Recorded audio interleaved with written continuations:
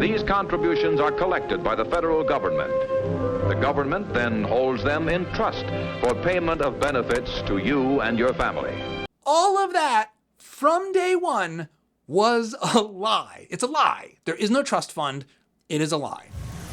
Hi there, friends, fans, and foes of Dad Saves America. John Popola here, and I thought I'd take this Friday's video to talk about a really interesting study that recently came out this week that you maybe didn't hear about with all the talk of tampons and America's new coach dad and all the vibes this election. We do, in theory, elect politicians to, I don't know, pass policies. I guess only YouTubers are here to talk about actual policy. And so I thought I'd do my new job, which is trying to discover what the hell's going on in the world. So a recent study from a landmark 3-year experiment in universal basic income was just released. And this was actually a project funded by Sam Altman, the CEO of OpenAI, worried about economic insecurity that might come about from the disruption to all of our lives that artificial intelligence and other disruptive technologies might do. I want to first sort of share a little bit from why Sam Altman thought this was necessary. In the context of AI, can you describe your philosophy there of our human future with UBI? Why you like it? What are some limitations? I think it is a component of something we should pursue. It is not a full solution. I think people work for lots of reasons besides money. And I think we are going to find incredible new jobs, and society as a whole and people's individuals are going to get much, much richer. But as a cushion through a dramatic transition, and as just like, I think the world should eliminate poverty if able to do so. I think it's a great thing to do as a small part of the bucket of solutions. We also have funded a large, I think maybe the largest and most comprehensive universal basic income study. This is a worthwhile pursuit. This is a noble pursuit on his part. It's not a new idea. Andrew Yang had actually made it the cornerstone of his 2020 presidential campaign. And I think the subtleties in Sam Altman's answer here are pretty interesting and I think pretty sophisticated. He's admitting that, look, why we work is complex and income is obviously a very important part of it. We need to work to eat and live. But we also work because we want to be purposeful members of society. We want to have something to do. We have passions, we have skills, we have a sense of mastery and accomplishment that comes from work. Work brings us dignity. Work matters. We don't really mostly want to sit around and be philosophers and artists like Karl Marx imagined we might be. That being said, life can be hard, and we are facing major transitional challenges with the dawn of AI disrupting all kinds of jobs that seemed like they were frankly, the purview of humans. And so he launched this program. You can get all this information out there in the world. They found 1,100 people whose incomes were roughly around $29,000 a year. And this started in 2020. And they supplemented their income with $1,000 a month, unconditional. And they observed what happened. The results have not been awesome. They haven't been all bad, but they haven't been a slam dunk hit. So the actual summary at the National Bureau of Economic Research, NBER, lays out basically what they have found. And this just came out. So one thing that this study didn't find is that people just took the money and bought beer and drugs. They didn't do that. They used the money to principally pay for relatively basic necessities: food, housing, auto expenses. One interesting thing is that there was almost no marginal propensity to pay off debt. These are interesting findings, and for those of us concerned about what to do with our social welfare system, it's worth paying attention to. And if you're a young person who's trying to figure out how you can navigate this world of increasing cost of living and uncertain job opportunities, and how to save for the future, how to build financial security, some of the kinds of things our politicians might bring up, it's worth understanding whether or not they'll actually work. So there were a couple just absolute downsides. Number one, people who participated in the program on average, spent an extra month unemployed. One thing people didn't do in this group was go to night school or do other things that you could say were about advancing your skills. So the notion that universal basic income will sort of unleash entrepreneurial creativity or investment in your human capital, that wasn't an outcome. People in the study did reduce how much they worked and therefore earned beyond the money they were being given. That's not trivial. And that is a failure. That is not what I think any of us would want. What are we supposed to take away from this? What is the ultimate lesson? This is not a silver bullet. In a wealthy society, we should be able to provide mechanisms to make sure no one slips through the cracks into privation and desperate grinding poverty. It's never going to be perfect. We'll never live in utopia. But what would be the optimal way to make sure everyone has a basic baseline of support? We do have another program in our government that is about as close to UBI as anything the federal government does, and that is called Social Security. If you are approaching retirement, you're relying on it.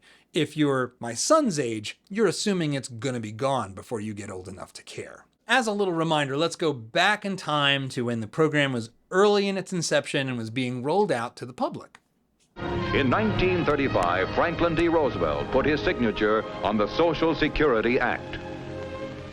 This Social Security measure gives at least some protection to 30 million of our citizens who will reap direct benefits through unemployment compensation, through old age pensions, and through increased services for the protection of children and the prevention of ill health.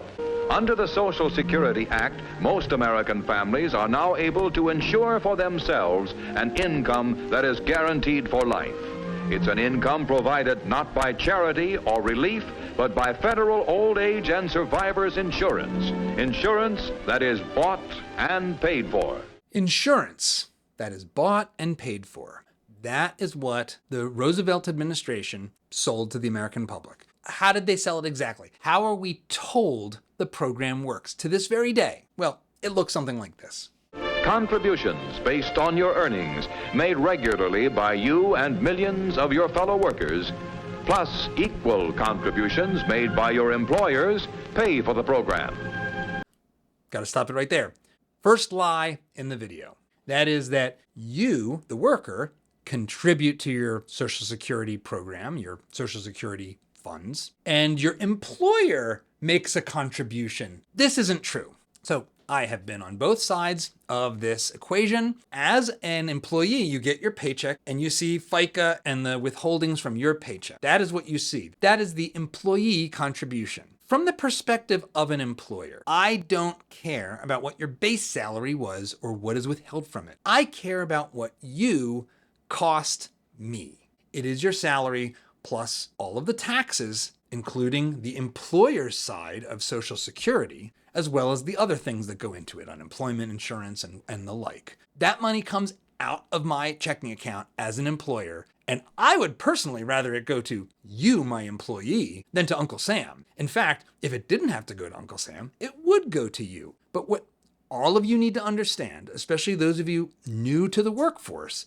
is that you're always paying both sides. This is a lie. It is part of the spin that went into trying to sell this program to the American public. But that's not the only lie that got Social Security across the finish line. These contributions are collected by the federal government. The government then holds them in trust for payment of benefits to you and your family. There's the biggest lie of them all. All of that from day one was a lie. It's a lie. There is no trust fund. It is a lie. Now, early in the program, because there were a lot more workers relative to retirees, the funds coming in from the Social Security taxes vastly exceeded the benefits being paid out. So there was a surplus growing. The government spent literally all of that money. All of that money is gone. There is none of that money. Every nickel today that you pay in Social Security taxes goes to my parents and your grandparents today, right now. Every worker in America suddenly vanished, all Social Security payments would stop. At least unless the government borrowed the money to pay it, because that's what's actually in that safe. IOUs, unissued government debt. Now, they say it's intergovernmental debt, but that's like me writing an IOU to me. And this gets pitched to the American public as debt we shouldn't worry about because we owe it to ourselves. But that is false. That is another lie upon the lie. The program has no money in it because they spent it all. We're spending way more money per year than we bring in taxes. And even if you attempt to add new taxes on, you still can't close the gap just by trying to tax the rich or tax anybody. You could confiscate all the wealth of all the wealthiest people in this country, and it will not cover 1 year of government spending or a couple years of our deficit. Sorry, that all sucks. When these benefits become due, the government guarantees regular monthly payments. Payments begin whenever you retire after you're 65, or after you're 75, even if you keep on working. They continue as long as you live. It is insurance that you and your employer have bought and paid for. So when Social Security was first passed, you could say in a certain sense that it was insurance. The retirement age was set substantially above life expectancy. So actually living long enough to receive this insurance program called Social Security was relatively rare and unforeseen. So in that sense, Social Security was a kind of insurance, an insurance for living longer than people on average live. One of the challenges with that is that's no longer true. Social Security is now set at a level well below life expectancy. The other piece of the puzzle is that besides the fact that you put money into the account and the government spent it away, it was in fact being sent out the door from day one by design. My dad recounts the story that when my great-grandfather received his first Social Security check, having never contributed to the system in his adult life, he immediately proclaimed, "This country's doomed, it's a Ponzi scheme!"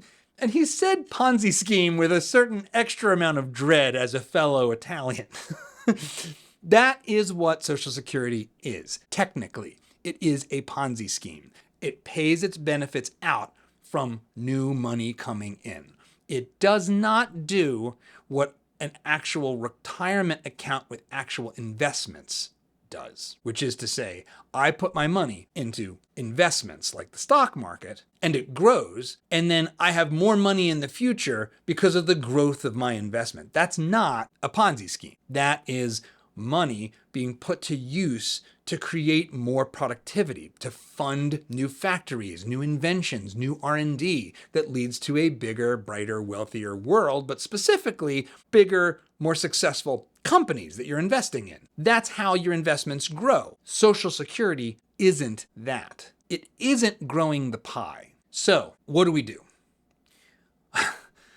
I would argue that Social Security, for all of these lies, and there are many, and they are repeated to this very day, as far as government programs go, this is pretty good. It's not messing with our society that much. Whereas Medicare wreaks havoc with all of our health insurance and all of our health care and how it gets made, how it gets served, how it gets billed. Medicare is messing with lots of stuff. But Social Security is about as good as we can hope to get from federal government policy.